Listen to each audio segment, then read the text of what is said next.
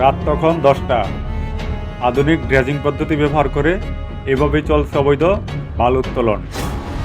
রাত 10টা থেকে সকাল অবধি পর্যন্ত চলে এই বালু উত্তোলনের মহোৎসব। কুমিল্লার মেঘনা নদীতে গত 2-3 মাস যাবৎ রাতের আধারে চলছে এই বালু উত্তোলন। অবৈধ বালু উত্তোলনের কারণে ইতিমধ্যে শত শত একর কৃষিজমি এবং বসতবাড়ি নদীগর্ভে বিলীন হয়ে গেছে।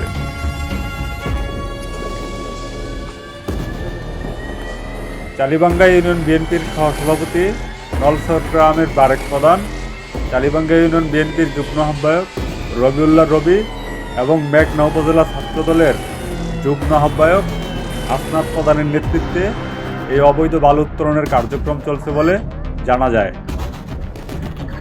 অবৈধ অস্ত্র নিয়ে রাতের আধারে বালু উত্তোলন করছে বলে অভিযোগ উঠেছে।